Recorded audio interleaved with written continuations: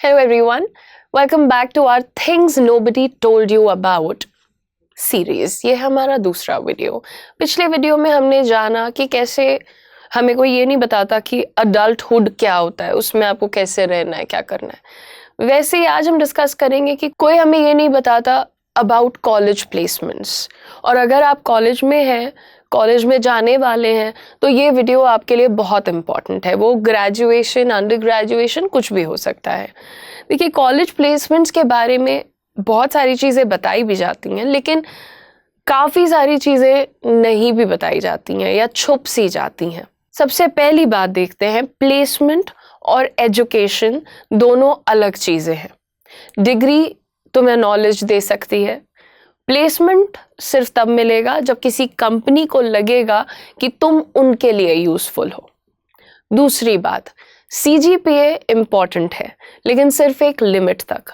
अगर कंपनी का cut off 7 है और तुम्हारे 8.8 है, तो उसके बाद रिक्रूटर तुम्हारी पर्सनालिटी, कम्युनिकेशन, प्रॉब्लम सॉल्विंग देखता है।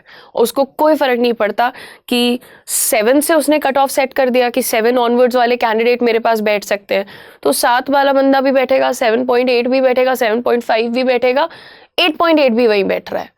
और अगर 7 वाला बंदा तुमसे ज़्यादा स्मार्ट निकल जाता है या बोलने की एबिलिटी ज़्यादा अच्छी रखता है, तो तुम्हारे 8.8 हो या 10 हो, उससे फ़र्क नहीं पड़ता है। तीसरी बात, हर कंपनी कैंपस पे बेस्ट पैकेज देने नहीं आती है। देखिए, कई कंपनीज सिर्फ हायरिंग टारगेट कंप्लीट करने आती हैं। ऑफर लेटर मिलना या अच्छे करियर ग्रोथ मिलना, ये दोनों चीज़ें अलग होती हैं। बहुत से बच्चे होते हैं जो अपना ऑफर लेटर लेते हैं 3-3.5 लाख के पैकेज का, लेकिन उनको 4-5 साल का वक्त दो, वो बच्चे खेल जाते हैं, बहुत तगड़ा चले जाते हैं। और बहुत बच्चे होते हैं जो शुरुआत बहुत अच्छी करते हैं, लेकिन बहुत ही एवरेज रेस में फंस जाते हैं। चौथी बात, communication is not a luxury.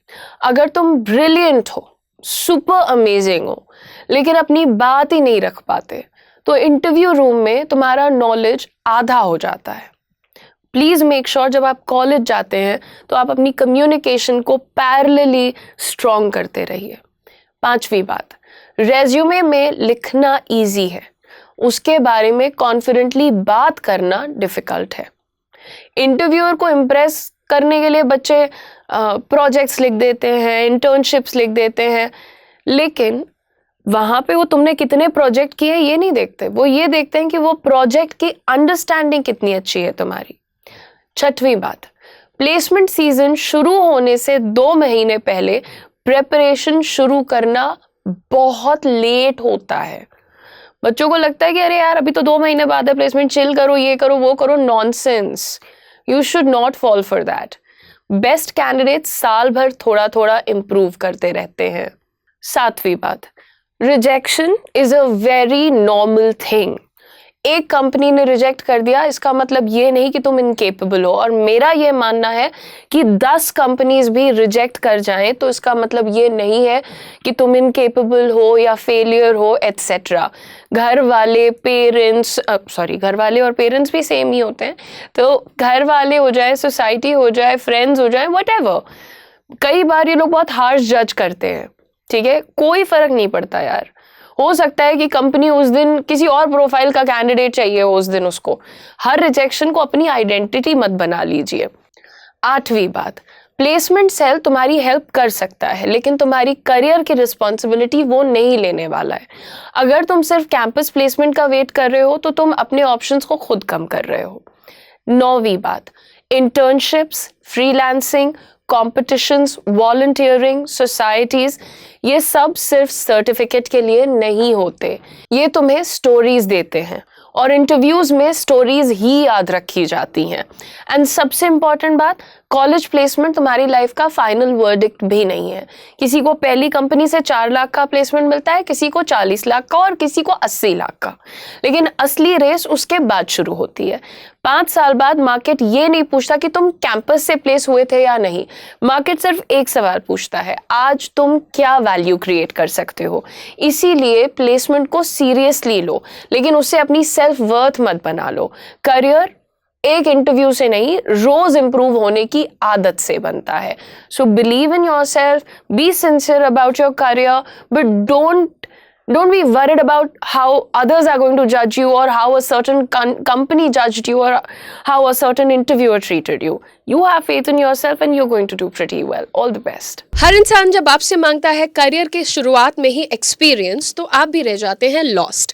लेकिन हम लेकर के आए हैं कोटक महिंद्रा बैंक के साथ आपके लिए एक बहुत ही शानदार अपॉर्चुनिटी, जो कि एक फ्रेशर को हायर कर रहा है. अगर आप भी हैं एक ऐसे इंडिविजुअल जिनकी कम्युनिकेशन स्किल्स अच्छी हैं और वो कॉन्फिडेंट है, और साथ ही वो अपने करियर को स्टार्ट करने के लिए बहुत ज़्यादा डेडिकेटेड है, तो this opportunity is for you. इस अपॉर्चुनिटी का नाम है Kotak Mahindra sky bankers program in collaboration with Career 24/7. This is a great launch pad for all the freshers out there. आप कहीं से भी हैं, आप इस प्रोग्राम के लिए अप्लाई कर सकते हैं. एलिजिबिलिटी सिर्फ इतनी है कि ग्रेजुएशन पूरा होना चाहिए, और ग्रेजुएशन में मिनिमम 60% मार्क्स होने चाहिए. साथ ही साथ आपकी एज 25 ईयर्स से कम होनी चाहिए. इस प्रोग्राम को स्पेशली डिज़ाइन किया गया है उन यंगस्टर्स के लिए जो कि अपने करियर को बैंकिंग में बूस्ट करना चाहते हैं. यहाँ पर आपको मिलेगी स्ट्रक्चर्ड 45 डेज ट्रेनिंग, और उसके बाद गारंटीड जॉब. ये जॉब आपको करने के लिए मुंबई में जाना पड़ेगा, वहीं रहना पड़ेगा. तो मैं पहले ही क्लियर कर देना चाहती हूँ, अगर आप रेडी हैं to leave the comforts of your home town and move to a big city like Mumbai, then this is your opportunity. Starting salary है 3.5 lakhs per annum plus performance based incentives. और आपको बताते चलें कि इस प्रोग्राम की भी एक फीस है 50,000 रुपीज़ प्लस GST. लेकिन जैसे ही आप इस जॉब में 1 साल कंप्लीट करेंगे, आपको आपके 50,000 rupees in the form of a bonus लौटा दिए जाएंगे. सो मेक श्योर कि आप इस अपॉर्चुनिटी को ज़रूर चेकआउट करें अगर आप फाइनेंस, बैंकिंग और कस्टमर रिलेशनशिप्स रोल में करियर को बिल्ड करना चाहते हैं. अप्लाई करने के लिए नीचे दिए गए डिस्क्रिप्शन में हमारा रजिस्ट्रेशन लिंक है, उस पर क्लिक करें, फॉर्म को पूरा फिल करें. आगे का पूरा प्रोसेस हमारी टीम आपको ज़रूर समझाएगी.